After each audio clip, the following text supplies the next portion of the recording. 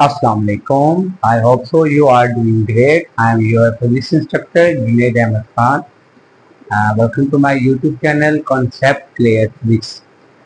जैसे कि हमने new syllabus first year physics को स्टार्ट किया है और चैप्टर 2 के हमने कुछ लेक्चर्स रिकॉर्ड किए थे और आज हम चलते हैं न्यूमेरिकल्स की तरफ। और आज हमारा न्यूमेरिकल है 2.5। हम उसके स्टेटमेंट को देखते हैं और सॉल्व करते हैं। तो आज हमारा क्वेश्चन है प्रॉब्लम 2.5। हम उसकी हेडिंग देते हैं प्रॉब्लम 2.5। सबसे पहले जैसा कि हमें पता है हमें गिवन डाटा लिखना होता है, तो हम इस सबसे पहले स्टेटमेंट में से गिवन डाटा को सर्च करते हैं। अब वो कहता क्या है, वो कहता है कि जी एक क्रिकेट बॉल है is hit upward with velocity. अब वो किसी भी क्रिकेट बॉल है और उसकी जो इनिशियल वेलोसिटी है V I, this will be 20 meter per second at an angle 45, और जिस एंगल से वो उस बॉल को हिट करता है वो एंगल 45 डिग्री है। वो कहता है कि जी with the ground find its time of flight maximum height. हमने इसका क्या करना है जी, हमने इसकी टाइम ऑफ फ्लाइट फाइंड करना है, हाइट ऑफ प्रोजेक्टाइल फाइंड करना है हमने, और रेंज ऑफ प्रोजेक्टाइल, ये चीजें हमने फाइंड करनी है। तो ये जो न्यूमेरिकल है बेसिकली ये प्रोजेक्टाइल मोशन का न्यूमेरिकल है। हम कोशिश करते हैं इसको सोल्व करने की। और जैसे कि आपने डिस्कस किया था प्रोजेक्टाइल मोशन में, और उसके जो 3 फार्मूलाज हमने ड्राइव किए थे, time of flight, range of projectile और हाइट ऑफ प्रोजेक्टाइल। तो सबसे पहले हम यहाँ से स्टार्ट करते हैं। जैसे हमारा पहला पॉइंट है कि हमें टाइम ऑफ फ्लाइट फाइंड करना है, तो हमें पता है T is equal to 2vi sine theta over g. हमने ये फार्मूले ज़बानी याद रखने हैं क्योंकि ये चीजें वो पेपर में गिवन नहीं होंगी। तो अब हमारे पास vi भी गिवन है, एंगल भी गिवन है, और जो g होता है वो 9.8 होता है। तो पुट करें भाई T is equal to 2 multiply 20 and angle is 45 degree divided by 9.8। अगर हम इसको कैलकुलेट करने की कोशिश करें, this is small t time of light, तो सबसे पहले 2 multiply 20 this will be 40 and sin 45 0.707 and 9.8। जब हम 40 को 0.70 से मल्टीप्लाई करेंगे और 9.8 पर डिवाइड करेंगे, जो हमारा आंसर आएगा वो 2.9 सेकेंड है। इट्स मीन इतने सेकेंड के लिए जो हमारा प्रोजेक्टाइल है वो एयर में रहेगा। तो ये हमारा टाइम ऑफ फ्लाइट है। नेक्स्ट चलते हैं और हम फाइंड करते हैं रेंज ऑफ प्रोजेक्टाइल। फाइंड किया है, अब हम इसका रेंज फाइंड कर लेते हैं। और हमें पता है रेंज का फॉर्मूला क्या है हमारे पास, R is equal to v i square sine 2 theta over g. So हमारे पास वी आई भी गिवन है गिवन डाटा में, और एंगल भी गिवन है। जरा पुट करें V I 20 square sine 2 theta, this will be 45 over 9.8. R is equal to 20 square 400 and sin 2 multiply 45 90 divided by 9.8। तो हम जानते हैं sin 91 होता है, और 9.8 रेंज को मल्टीप्लाई करें इज इक्वल टू 40 ओवर 9.8। जब हम 40 को 9.8 पर डिवाइड करेंगे तो हमारा आंसर 40.8 समथिंग आएगा। तो इसको राउंड ऑफ कर ले तो रेंज हमारे पास आएगा 41 मीटर। तो जो उस बॉल को जो हिट किया है उसकी अगर इनिशियल वेलोसिटी 20 है और एंगल 45 है तो उसकी रेंज 41 होगी। इसी तरह हमने इसकी हाइट भी फाइंड कर लेनी है, and height is equal to height is equal to vi square sin square theta over 2g। अब हमें बेटा इनकी वैल्यूज पुट कर देनी है। हमें बेटा वी आई गिवन है कितना है भाई 20 square and sine 45 whole square divide by 2 multiply 9.8।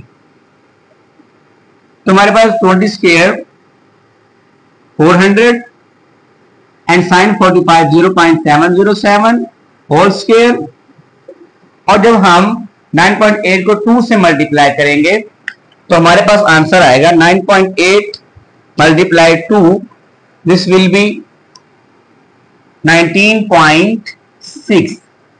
अब हम क्या करेंगे 0.707 का स्क्वायर ले लें आप, तो हमारे पास आएगा h is equal to 400 multiply 0.49 over 19.6।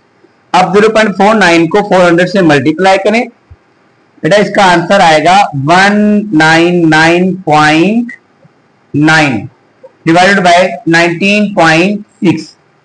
तो इसको 19.6 पे डिवाइड करेंगे तो हमारे पास हाइट आ जाएगी 10.2 मीटर। तो ये बेटा हमारे पास क्या है हाइट ऑफ प्रोजेक्टाइल। तो इसका रिजल्ट क्या बनेगा, इसका रिजल्ट बन जाएगा हमारे पास कि जी जब आपने उसको हिट किया तो उसका रिजल्ट होगा हमारे पास वो 3 है बेटा। Time of flight is equal to 2.9 second and range of projectile 41 meter and its height is 10.2 meter. तो ये हमारा न्यूमेरिकल है जी 2.5। अगर हम 2.6 को सोल्व करते हैं। ओके जी, नेक्स्ट हमारा क्वेश्चन है 2.6 और अभी हम 2.6 को सोल्व करते हैं। अब ये 2.6 की ये थर्ड स्टेटमेंट है और देन 2.7 टोटली इसको ट्रेनिंग होगी थी, नो प्रॉब्लम। अब वो कहते हैं कि जी 20 ग्राम बॉल है, उसका जो मैथ 20 ग्राम की मैथ है बेटा बॉल, और hit the wall of squash court, ये गेम जिसमें एक ही रूम में 2 लोग खेलते हैं, वो कोई रूम है, और उस पर जो बेटा फोर्स लग रही है वो 50 न्यूटन है, और जो इस पे इम्पैक्ट ऑफ टाइम है जितना वो टाइम ले रहा है वो 0.50 सेकंड ले रहा है। तो हम सबसे पहले करेंगे, हमारे पास जो बॉडी पे फोर्स लग रही है दिस विल बी 50 न्यूटन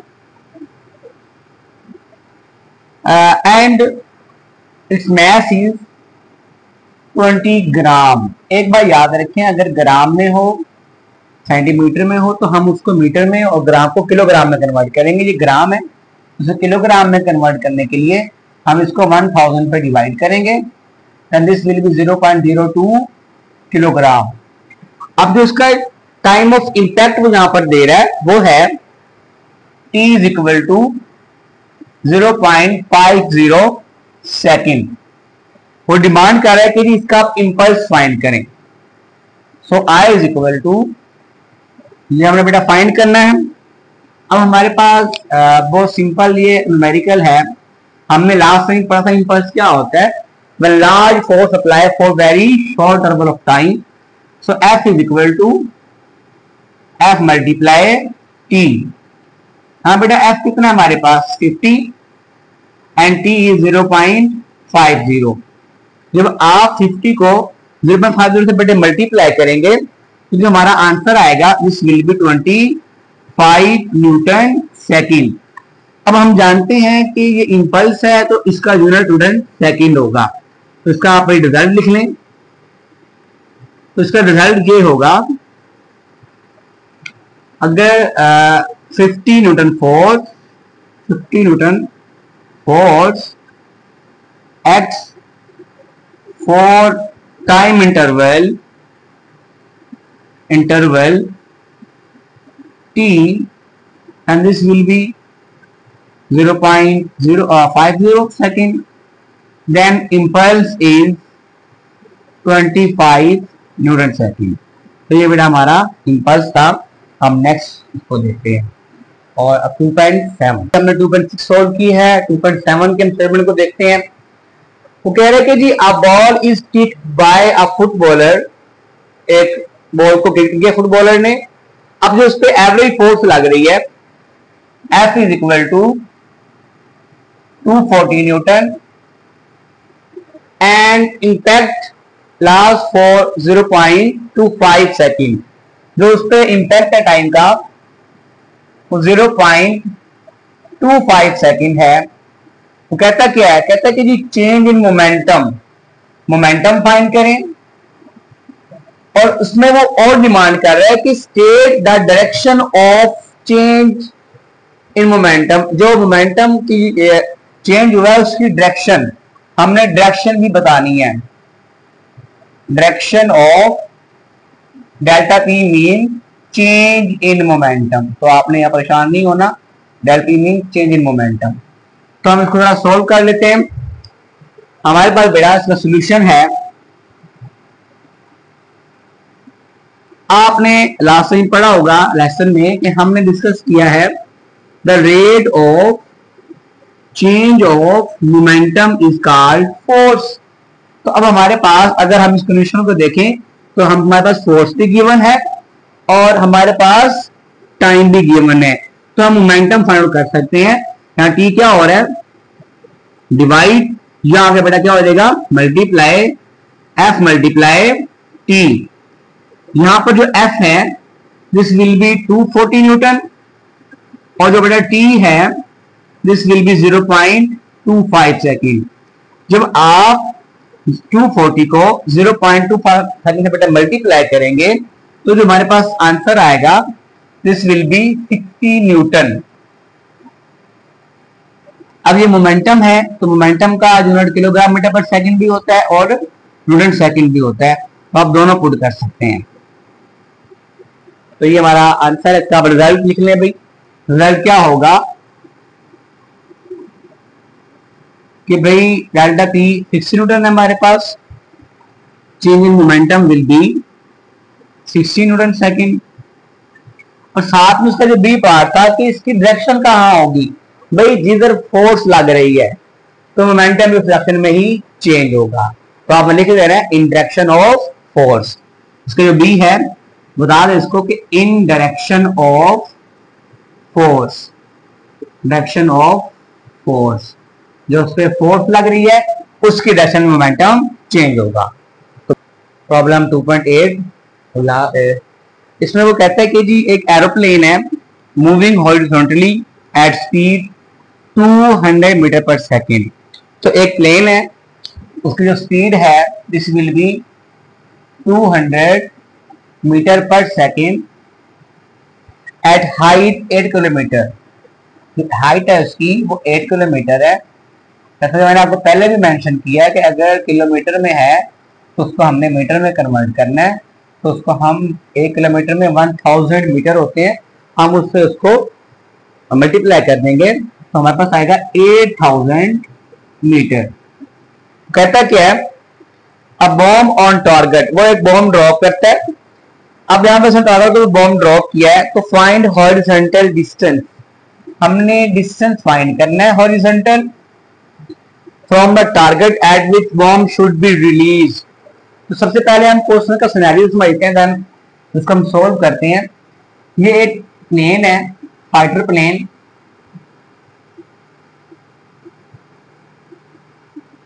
और ये फ्लाई कर रहा है। अब इसकी जो हाइट है ग्राउंड से वो यहां पर मेंशन की गई है 8 किलोमीटर, मीन हाइट 800 मीटर, और जिस स्पीड से ये प्लेन फ्लाई कर रहा है वो यहां गिवन है 200 मीटर पर सेकेंड। वो कहता है कि उसने एक बॉम्ब ड्रॉप किया और वो बॉम्ब इस टारगेट पे आकर हिट हुआ है। तो हमने इसकी डिस्टेंस फाइंड करना है कि जब वो टारगेट को हिट करेगा, ये जो हमारा टारगेट है, जब वो इसको हिट करेगा तो कितना डिस्टेंस कवर हुआ है, हमने डिस्टेंस फाइंड करना है। देखिए ये बड़ी सिंपल सी स्टोरी है, v गिवन है s is equal to bt। अब अगर हमारे पास टी हो, एस वी गिवन है हमारे पास वेलोसिटी, टी फाइंड करके हम इस टारगेट का डिस्टेंस फाइंड आउट कर सकते हैं। तो हम करेंगे। अब अगर आपने टॉपिक पढ़ा होगा प्रोजेक्टाइल मोशन, तो अगर इसकी उसने जब इसको हिट किया है तो वहां पर हमने हाइट फाइंड की थी, वर्टिकल डिस्टेंस, और हमें पता है इसका लिखें सोल्यूशन, उसका वर्टिकल डिस्टेंस कितना होगा भाई, वो होगा h is equal to 1/2 GT square. तो अब यहां बेटे हाइट पुट कर दें, हाइट कितनी हमारे पास 8000, 1/2 जी हमारे पास 9.8 है, और हमने टी स्क्वायर फाइंड करना है। ये 2 इसको जरा सिंप्लीफाई कर लें, 2 डिवाइड हो रहा है, यहां के मल्टीप्लाई हो जाएगा, 8000 is equal to 9.8 T square, और अब 2 multiply 8 16,000 is equal to 9.8 T square, 16,000 divided by 9.8 is equal to T square. हमें यहाँ पे टी चाहिए बेटा, तो दोनों तरफ स्क्वायर रूट ले लेंगे, तो इस टी से बेटा कैंसिल हो जाएगा, टी स्क्वायर को कैंसिल करेंगे, टी इज इक्वल टू, हम यहाँ पर 16,000 को डिवाइड करेंगे 9.8 पर, तो ये हमारे पास आएगा स्क्वायर रूट 1632.6। अब अगर हम स्क्वायर रूट लें 1632.6 का, तो ये बेटा हमारे पास आएगा टाइम 40.40 सेकेंड। अब जी टाइम आ गया, हम यहाँ पुट करेंगे s is equal to V T, V 200 है और t हमारे पास है 40.4। अब जब हम 40.4 को 200 से मल्टीप्लाई करेंगे तो जो हमारे पास आंसर आएगा 8081। लेकिन ये किस में है भाई, ये मीटर में है, हम इसको 1000 पे डिवाइड कर देंगे। जब 1000 पे डिवाइड करेंगे, क्योंकि वो किलोमीटर में हमें इसका चाहिए आंसर, तो वो आएगा 808 किलोमीटर। तो जो हमारा रिजल्ट है, टीटी जब इस नारा को हिट करेगा तो वो कम से कम 808 किलोमीटर का डिस्टेंस कवर करेगा। तो ये न्यूमेरिकल है, इसको आप नोट कर लें।